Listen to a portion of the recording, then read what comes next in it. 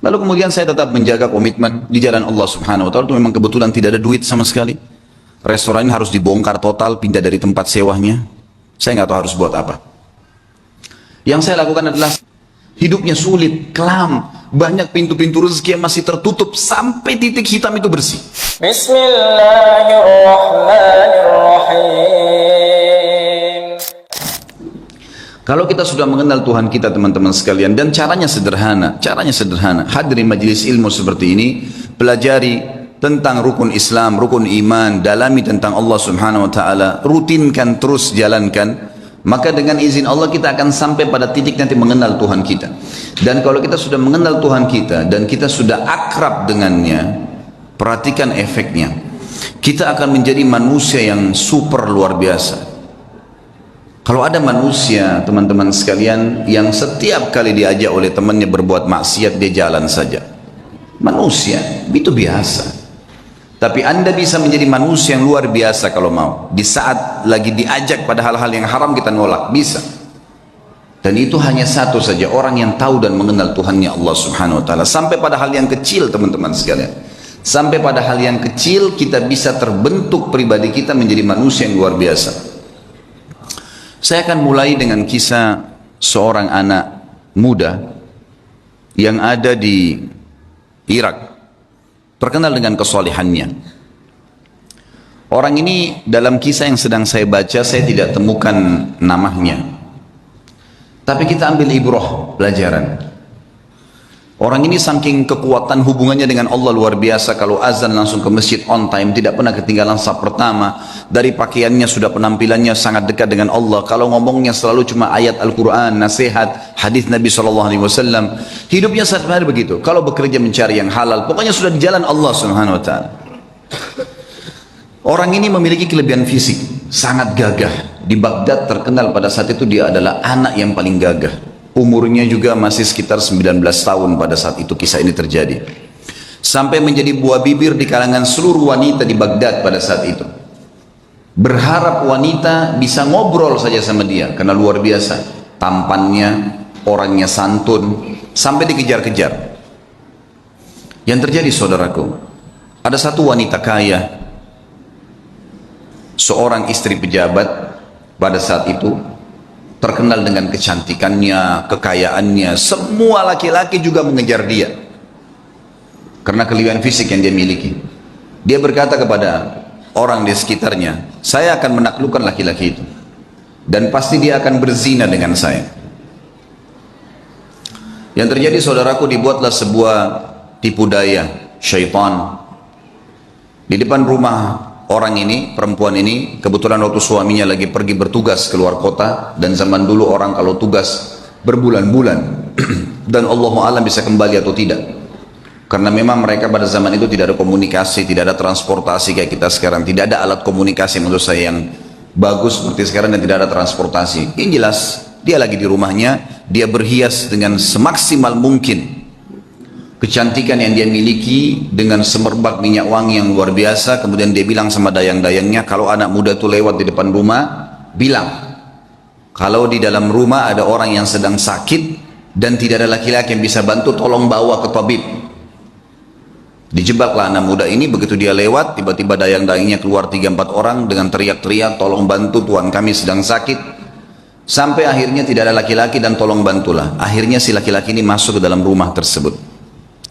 Waktu dia masuk dalam rumah tersebut, saudaraku seiman, maka yang terjadi adalah, yang terjadi pada saat itu, ditutup pintu. Kemudian si perempuan yang tadi licik ini berkata, kalau kau tidak mau berzina dengan saya akan teriak bahwasanya kau sengaja datang untuk mengganggu saya di rumah saya.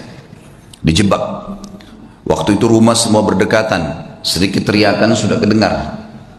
Serba salah, apa yang harus saya lakukan? Terjebak di sebuah ruangan rumah dengan wanita yang sempurna, terjebak di sebuah ruangan, wanita di depan matanya dengan kesempurnaan, cantik, kaya, punya jabatan, tinggal minta dia berzina saja. Hanya itu, dia bisa menikmatin, dia bisa mendapatkan harta dan seterusnya. Tapi saudaraku, orang yang sudah mengenal Tuhannya Allah berbeda.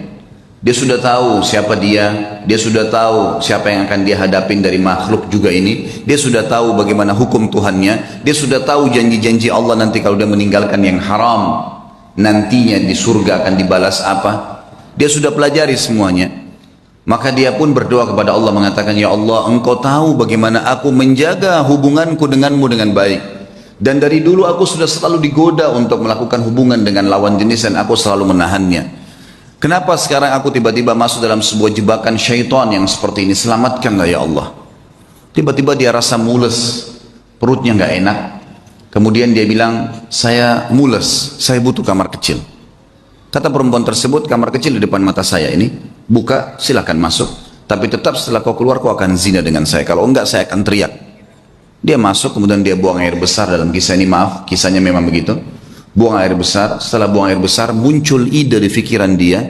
Tiba-tiba Allah berikan petunjuk, dia mengambil kotorannya sendiri, dia tempel di bajunya. Pada saat dia keluar dari ruangan tadi, si perempuan kaya ini yang terkenal dengan kebersihannya, kecantikannya segala, kaget melihat. Tadinya bajunya rapi orang ini, tiba-tiba penuh dengan kotoran dia sendiri. Lalu dia mengatakan, kenapa kau begini? Dia bilang, saya begini orangnya. Inilah yang sedang terjadi sekarang. Maka, kalau kau memang mau berzina, saya orangnya sudah seperti ini kotoran di badan saya. Akhirnya perempuan tersebut mengatakan, keluarkan laki-laki ini jorok dan kotor. Dikeluarkan dari perempuan tadi, dan dia begitu keluar di depan rumah perempuan tadi sujud syukur kepada Allah selamat dari zina. Bagaimana seseorang kalau tahu dan mengenal Tuhannya, dia akan menyelamatkan dirinya dari dosa, bukan cuma terjerumus, sudah terjebak masih bisa lari, teman-teman sekalian. Betapa lemahnya banyak orang di antara kita, bukan cuma dijebak, dianya sengaja jerumuskan dirinya. Padahal sabda Nabi SAW jelas dalam hadis Bukhari. Kalau seseorang hamba berbuat dosa, satu dosa kecil, tertetes di dalam hatinya titik warna hitam, kelam. Kata ulama hadis begini, maksudnya apa tetesan hitam itu? Dia akan merasa beberapa hari ke depan hidupnya gelap, hidupnya sulit dengan satu dosa kecil. Hidupnya sulit, kelam. Banyak pintu-pintu rezeki yang masih tertutup sampai titik hitam itu bersih. Apa kata Ibnu Umar radhiyallahu anhu? Aku mengetahui beratnya dosa kecil yang aku lakukan. Akar dzam, dosa yang paling kecil. Mungkin kita cuma melihat sesuatu yang biasa, mungkin cuma sekedar dengar sesuatu yang tidak disengaja. Saya tahu Allah mengharamkan saya sholat berjamaah subuh di masjid sebulan. Terharamkan dari ibadah gara-gara dosa yang paling kecil bagi dia. Sampai saya kadang-kadang teman-teman sekalian kalau menyimak kisah orang-orang saleh ini menganggap diri kita luar biasa kecil. Saya pernah diajak sama istri saya ke satu tempat, butuh sekali harus masuk di mall. Lalu kemudian saya ambil headset handphone saya pasang di kuping. Sambil saya dengarkan ceramah saya sendiri atau saya dengarkan tilawah. Waktu itu tiba-tiba terlintas di benak saya seperti sebelumnya, subhanallah saya nggak pernah terfikir. Kalau saya masuk ada musik, saya pikir ini adalah hal yang biasa. Bukan saya yang putar kok, gitu kan. Tapi setelah saya simak kisah-kisah orang soleh ini dan saya fahami makna hadis tadi yang saya sebutkan, ternyata titik noda hitam di dalam hati dari dosa itu walaupun kecil sudah cukup mengharamkan kita dari nikmatnya ibadah yang luar biasa, gitu kan. Sampai saya pasang headset tersebut, saya putar. Saya belum menasihatkan istri saya karena saya sendiri juga masih saya sendiri masih butuh itu. Sambil jalan, kemudian setelah saya belanja, kami keluar dari mall, lalu dia tanya, kenapa tadi pakai headset? Saya bilang, bukan tadi kamu dengar musik di sana sini? Dia bilang iya, tapi kan bukan kita yang putar. Saya bilang iya. Ingat, dosa itu seperti segelas racun. Kamu tahu atau tidak tahu itu racun, tetap akan berefek. Saya tidak mau nodai iman saya. Betul-betul memang saya rasakan sendiri selama ini, subhanallah, kalau saya jalan ke mall dan dengar musik pun, begitu pulang berbeda ibadahnya. Ada gangguan di ibadah sholat malam, ada gangguan di bacaan Al-Quran, ada gangguan di ibadah-ibadah yang lain. Dan itu nyata memang, subhanallah. Makin kental kita jaga hubungan dengan Allah subhanahu wa ta'ala, makin jeli kita hati-hati dalam menjaga hubungan dengan Allah, maka makin kental hubungan dengan Allah subhanahu wa ta'ala, makin terasa tuh kenikmatan imannya. Makanya syaitan berusaha untuk mengelabui itu. Bagaimana caranya supaya bisa rusak itu? Coba kita simak sekarang kisah, banyak kisah-kisah orang saleh. Kalau kemarin ada beberapa sahabat yang kita angkat kisahnya dalam generasi emas Islam, kita coba korek sekarang kisah tabi'in. Mungkin ada di antara anda yang mengatakan itu kan Ustadz kemarin sahabat, lihat Nabi. Baik, kita lihat generasi tabi'in. Kita lihat generasi yang tidak jauh dari kita, tidak melihat juga Nabi Muhammad SAW. Saya akan angkat misalnya contoh teman-teman sekalian Muhammad bin Sirin rahimahullah. Muhammad bin Sirin ini salah satu ulama tabi'in yang terkenal dengan keimanannya dan beliau ahli takwil mimpi. Pedagang di pasar. Satu waktu beliau berdagang, kemudian ada dagangan, dia ragu nih, syubhat. Ini kayaknya salah nih. Ragu, cuman ragu bimbang. Harganya 40.000 dirham. Ini luar biasa jumlahnya. Ini bisa mungkin sampai puluhan juta, mungkin 60-70 juta. Ditinggalin sama dia, nggak jadi transaksi. Dia ragu, kalau sumbernya ini kayaknya haram nih. Tinggalin sama dia. Satu pasar heboh. Padahal cuma dia yang memang punya peluang untuk mendapatkan keuntungan itu. Nggak mau, ditinggalin sama dia. Tersebar berita Muhammad bin Sirin meninggalkan 40.000 dirham. Ini bukan hal yang ringan. Seorang pedagang tahu nih keuntungannya. Baiklah. Besok pagi kejadian, ada satu orang transaksi di tokohnya, berikan uang, gitu kan, kurang 2 dirham. Kurang 2 dirham. Kata Ibnu Sirin, demi Allah, kau belum membayar 2 dirham itu. Kata orang itu, 2 dirham, demi Allah saya sudah bayar. Kata Ibnu Sirin, demi Allah kau belum bayar. Ribut nih. Satu pasar sampai datang. Lihat, ribut dengan 2 dirham. Lalu kata teman-temannya, waktu itu akhirnya orang ini akhirnya membayar 2 dirham. Setelah itu Ibnu Sirin berikan barangnya pergi. Orang-orang pasar tanya, wahai Ibnu Sirin, kemarin anda meninggalkan 40.000 dirham karena syubhat. Sekarang anda bersumpah atas sama Allah kena ngejar 2 dirham. Apa kata Ibnu Sirin, orang yang mengenal Tuhannya? Ini yang penting teman-teman sekalian. Dia mengatakan, demi Allah saya bersumpah karena saya tidak mau dia makan haram, karena saya tahu itu haram bagi dia. Dia tinggalkan 40.000 dirham yang bisa dia dapatkan. Kadang-kadang kita, Allah nanti aja deh, gitu kan? Gampang nanti baku atur kalau orang kita bilang, gitu. Biasa begitu, tutup mata aja dulu, yang penting sekarang masuk dulu uangnya. Lupa, 1 rupiah sudah cukup membuat anda masuk rumah sakit sebulan teman-teman kalau haram. Hati-hati. Imam Nawawi rahimahullah, Imam Nawawi ini pernah mendengar berita tetangganya kambingnya hilang. Tetangga dia bilang sama dia, kambing saya hilang, nggak tahu siapa yang ambil. Saya udah cari di tempat-tempat yang biasa saya gembalain, nggak ada. Berarti dicuri nih. Imam Nawawi tidak beli kambing 1 bulan, nggak beli kambing. Semua kambing di pasar yang sudah mentah, yang sudah terpotong atau yang masih hidup dia tidak mau beli. Sampai dia pastikan kambing tetangganya sudah ada beritanya mati atau memang dia temukan kembali. Sebulan dia nggak mau beli. Takut nanti kalau yang dia beli itu kambing temannya yang hilang. Saking hati-hatinya menjaga hubungan dengan Allah. Bayangin nih. Bagaimana dengan keadaan kita teman-teman? Semua dianggap remeh nih. Dari makanan, dari minuman, dari pakaian, yang penting pakai saja, yang penting makan saja. Subhanallah. Semua ada tanggung jawab nih. Harus hati-hati menjaga hubungan dengan Allah subhanahu wa ta'ala.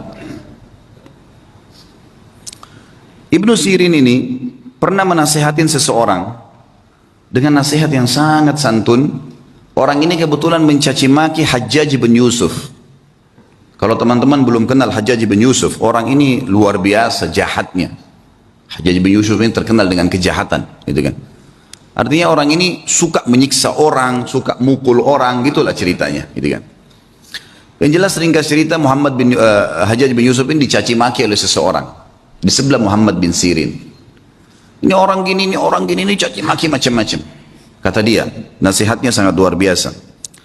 Sah ya ibna akhi, hati-hati dengan ucapanmu wahai saudaraku. Fa innal Hajjaj aqbala ila rabbih. Ketahuilah Hajjaj ini yang sedang kau bicarakan sedang menuju kepada Tuhannya. Ini sedang menuju kematian ini. Tidak usah khawatir, sejahat apapun dia, sehebat apapun dia, pasti mati. Dia sedang menuju ke Tuhannya. Wa innaka innama taqdimu 'ala Allahi yaumal qiyamah, dan kau juga sedang menuju kepada Tuhanmu dan kau akan bertemu dengannya pada hari kiamat nanti. Satajid anna ahkaradz dzam min dzunubika asyarru min 'ala nafsika min a'dhami fa'alahu Hajjaj. Dan pada hari itu, di hari kiamat, kau akan temukan dosamu yang paling kecil, kau akan lebih khawatir dan lebih takut daripada dosa terbesarnya Hajjaj yang pernah dia lakukan. Dia akan dihukum sama Allah. Tapi nanti hari kiamat kau akan temukan dosamu yang paling kecil adalah sesuatu yang lebih kau takuti daripada dosa terbesarnya Hajjaj. Falikulli imri'in sya'nun yughnih. Ketahuilah, semua orang akan sibuk dengan perkaranya sendiri. Ya. Wa'lam anna Allah azza wa jalla sayakhtassu minal Hajjaj mimman zalamahum. Dan pasti ketahuilah dan yakini Allah akan membalas Hajjaj, ya, orang yang sedang kau bicarakan itu, dari orang-orang yang dia zalimi, tidak tertinggal sedikit pun. Wa yakhtassu lil Hajjaji mimman yadhlimuna. Tapi ingat, Allah juga akan menolong Hajjaj dari orang-orang yang menzalimi dia. Fala tushghilanna nafsaka ba'dal yaumi bisabbi ahad. Oleh karena itu, mulai hari ini berhenti mencaci orang lain. Nasihat yang luar biasa. Karena orang kenal Tuhannya. Orang buruk pun jangan ceritain, tidak usah urus-urusannya orang. Sudahlah, gitu kan. Tugas kita kalau kita lihat aib pada diri orang, alhamdulillah nggak ada pada saya. Ya Allah berikan dia hidayah. Cukup, sebatas itu saja. Jangan lebih. Kenapa dia begini, kenapa dia begitu, kenapa dia begini? Untuk apa kamu campurin itu? Apa gunanya buat kamu? Ingat, dia akan berhubungan sama kita di hadapan Allah dengan keadilannya Allah. Kezaliman yang dia lakukan sama kita, kita akan ambil. Tapi kezaliman kita pada dia juga dia akan ambil. Gak ada yang tersembunyi hari kiamat. Kisah yang lain, Muhammad bin Sirin, masih Muhammad bin Sirin, saya akan sebutkan beberapa figur. Muhammad bin Sirin ada 3 kisah yang saya angkat. Tadi kisah kedua, kisah ketiga teman-teman sekalian. Muhammad bin Sirin ini pernah membeli madu. Madu ini kebetulan dibeli 1 gentong besar. Kalau gentong di zaman dulu itu mungkin ya bisa menampung sekitar 200 kilo madu. Sampai 250 kilo madu. Waktu dia beli, dia taruh di gentong, rupanya malam hari atau dia tidur, dia lupa tutup gentong itu. Masuk tikus. Tikus ini masuk ke madu. Masuk, dan ini madu diambil karena jumlahnya banyak, jatuh tempo. Muhammad bin Sirin rahimahullah lupa tutup, masuk tikus. Tikusnya waktu dia bangun pagi, dilihat mati di madu itu, nggak bisa keluar, melengket, mati. Muhammad bin Sirin rahimahullah mengambil madu itu semuanya dibuang. Dibuang, sengaja cari sungai, dibuang. Dia bukan buang biasa, dibuang di sungai supaya mengalir gitu. Orang-orang semua datangin, wahai Muhammad bin Sirin, tinggal kamu angkat tikusnya, yang lainnya jual. Kenapa kok harus semuanya dibuang? Apa jawaban dia? Demi Allah saudaraku, aku tidak tahu tetesan mana madu yang kena bakteri, yang kena kotorannya, najisnya tikus itu, sehingga saya jual pada seseorang dan saya menipunya gitu. Maka saya lebih baik rugi semuanya daripada saya dihisab sama Allah hari kiamat. Luar biasa imannya. Dibuang, dialirkan semua. Kisahnya berlanjut, subhanallah. Pemilik madu datang nagih. Beberapa waktu kemudian, wahai Ibnu Sirin, tagihannya. Kata Ibnu Sirin, saya belum punya uang. Kata dia, baiklah, bagaimana jalan keluarnya? Ibnu Sirin bilang, kasih saya waktu, beberapa waktu saya akan bayar. Baiklah, dikasih waktu. Berjalan waktu, sama Ibnu Sirin dengan hikmah Allah belum punya duit. Orang ini hanya mengeluh kepada hakim. Hakimnya manggil, Muhammad bin Sirin ulama besar, dipanggil. Dihormatin di pengadilan, lalu dikatakan, wahai Ibnu Sirin, bagaimana kasus anda? Dia bilang, hukum di tangan anda. Ceritanya begini, dan memang saya belum punya apa-apa. Kata hakim, kalau begitu anda akan dipenjarakan. Kata Ibnu Sirin, lakukan. Penjarakan. Dipenjarain Ibnu Sirin. Sampai tunggu siapa yang bisa bayarin buat dia gitu. Subhanallah, penjaga penjara tahu siapa Ibnu Sirin, ulama besar. Kata penjaganya apa? Wahai Ibnu Sirin, kalau malam hari pulanglah tidur dengan keluarga anda, pagi silakan anda kembali ke sini. Kira-kira bagaimana tuh kalau kita ditawarin begitu? Penjara-penjara, silakan pulang ke rumah, nanti pagi datang lagi ke sini. Gitu. Begitu terus di penjara. Kata Ibnu Sirin, demi Allah, sambil pegang kerangkengan penjaranya, demi Allah ya saudaraku, saya tidak akan tolong kamu masuk ke neraka. Saya akan tinggal di sini sampai utang saya terbayar. Gak mau keluar. Baca Al-Quran, sholat malam, sampai akhirnya orang-orang satu Baghdad datang membayarkan dia. Dia tinggal ceritanya dibayarin, ya. Lunasin utangnya sampai dia keluar. Tapi bagaimana mereka mengetahui hubungannya dengan Allah Subhanahu Wa Taala? Dan ini satu hal yang mahal teman-teman sekalian, mahal sekali. Ini hanya bisa didapatkan bagi jiwa-jiwa yang suci, yang bersih, yang mau memang berhubungan dengan Tuhannya. Dan Allah Azza wa Jalla ini zat yang kalau memberi selalu dalam Al-Quran bahasanya apa? Bighairi hisab. Innama yulaqqas sabiruna ajrahum bighairi hisab. Selalu ada kalimat bighairi hisab, bighairi hisab. Bighairi hisab itu tanpa ada hitungan. Kita kalau minta sama Allah satu, Allah nggak kasih satu, 10, 100, 100 ribu. Luar biasa kalau pemberian Allah SWT itu. Saya pernah punya pengalaman pribadi teman-teman sekalian di Jakarta. Waktu saya buka restoran. Subhanallah, dengan hikmah Allah terjadi sesuatu pada saat itu. Restoran ini mengalami kemunduran. Kemudian saya tidak tahu harus berbuat apa lagi. Lalu kemudian saya tetap menjaga komitmen di jalan Allah Subhanahu Wa Taala. Itu memang kebetulan tidak ada duit sama sekali. Restoran ini harus dibongkar total, pindah dari tempat sewanya. Saya nggak tahu harus buat apa. Yang saya lakukan adalah saya coba pada saat gentingnya seperti itu, bagaimana justru kita gencet diri kita untuk lebih dekat dengan Allah. Hati-hati, jangan malah masuk ke dalam hal yang haram, karena makin memuncaknya sebuah cobaan, maka makin dekat jalan keluar dari Allah. Ini sudah harus 1 minggu lagi saya bayar, dan kalau tidak dibongkar paksa, bisa rusak barang-barang. Nilainya, barang yang ada di situ tidak kurang dari 1 miliar rupiah.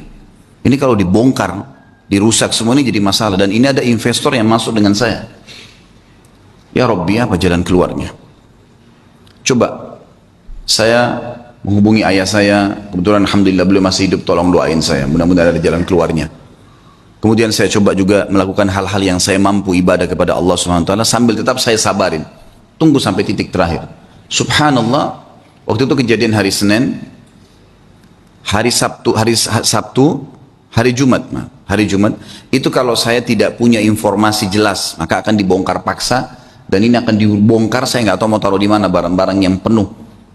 Jumlah luasan restoran 163 meter yang sangat besar, penuh dengan barang-barang. Mau ditaruh di mana nih? Ada coolernya, ada chillernya, ada macam-macam. Subhanallah, hari Rabu saya pengajian malam di Blok M Square di Jakarta. Ada satu jemaah saya, jazakallah khair. Beliau rupanya penggemar ceramah tapi sering dengar di YouTube. Tinggal di Perancis, orang kita. Beliau datang, bukan WhatsApp ke saya, Ustaz saya lagi mau ke Jakarta, saya lagi di Jakarta, saya ingin hadir langsung ceramahnya Ustaz. Oh fadlan, silakan antum datang ke Blok M Square hari Rabu malam ini. Kebetulan maghrib Isya ada materi dosa-dosa besar, habis Isya, insya Allah akan ada tanya jawab sampai jam 9 malam. Datanglah beliau, habis selesai ceramah dia datang salaman sama saya, karena saya belum pernah lihat fisiknya, cuman selama ini kontek-kontekan program sosial yang saya kasih, sumur lah, beli motor buat da'i lah, beragam macam program yang saya kadang-kadang buat di pengajian, itu semua dia ikut menyumbang. Sampai terakhir jazakallah khair, beliau nyumbang untuk mengumrohkan 2 orang hafid Quran. Yang saya buatin program, kemudian alhamdulillah dia ikut. Yang jelas teman-teman sekalian, saya waktu itu kemudian saya ngobrol sama dia habis sholat, lalu kemudian saya kasih di mobil saya, kebetulan ada beberapa buku agama, silahkan ambil, bawa pulang, mungkin antum bisa baca-baca. Pas mau pisah, hitungan 2 menit sebelum pisah, dia ngomong sama saya, Ustaz saya kemarin ke Ajwad, ke restoran antum, tapi tutup. Oh iya akhi, udah tutup itu, mungkin sekitar sebulan sekalian tutup, dan memang keadaannya sekarang kayaknya udah nggak bisa saya lanjutin sewanya karena terlalu mahal. Dan ini insya Allah akan mungkin dibongkar, dalam 1-2 hari ini sudah akan dibongkar. Mungkin memang tidak bisa buka lagi. Loh kenapa Ustaz masalahnya? Saya ceritain sepintas. Karena sewa ini harus bayar per bulan sekian, jadi saya tidak bisa menjalankan lagi. Tapi memang nilainya restoran sekian, mungkin saya akan buka. Saya sudah coba tawarkan saham ke beberapa jemaah, memang belum ada jalan keluar. Emang sahamnya berapa Ustaz? Sahamnya sekian saya bilang. Ada nilai yang saya sebutin tentunya tidak layak saya sebutin dalam pengajian. Kemudian dia bilang sama saya, kenapa Ustadz baru bilang? Saya sebenarnya baru kemarin ikut investasi di satu perusahaan yang saya inginin. Baik Ustadz, berikan saya waktu. Malam ini saya bicara sama istri, siapa tahu ada jalan keluar. Fadhal, silahkan. Saya pulang ke rumah, kemudian saya setelah mandi segala, mungkin sekitar jam 10 malam saya dihubungin sama beliau. Ustadz, saya sudah musyawarah sama istri, kayaknya saya akan ikut sama antum nih. Investasi. Restoran itu kita bongkar, pindah dari satu tempat, kita sewa, kita pindah semua. Tiba-tiba. Ini orang datang dari Prancis, Allah utus datang ke saya ke Jakarta, kemudian kasih jalan keluar. Dan teman-teman, kalau saya sebutin nilainya, dia kasih uang ke saya, cash 650 juta. Saya sampai gak bisa tahan, waktu itu nangis, sujud-sujud sama Allah, ini jalan keluar bagaimana ini? Saya langsung datang ke mallnya, waktu itu saya bahasakan ini saya mau buka kembali, dia bilang udah nggak bisa Pak, harus bongkar. Baiklah, berikan saya waktu, saya sudah punya anggaran, saya sewa.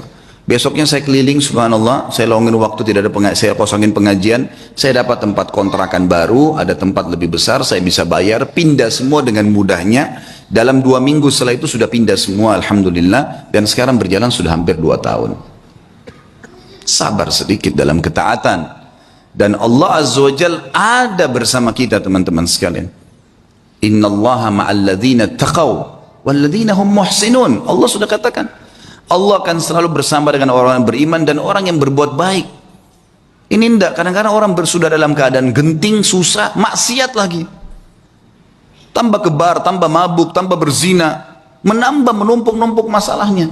Sementara masalah kecil saya sudah cukup membuat masalah yang besar buat kita. Maka harus sabar, yakin dengan Allah subhanahu wa ta'ala.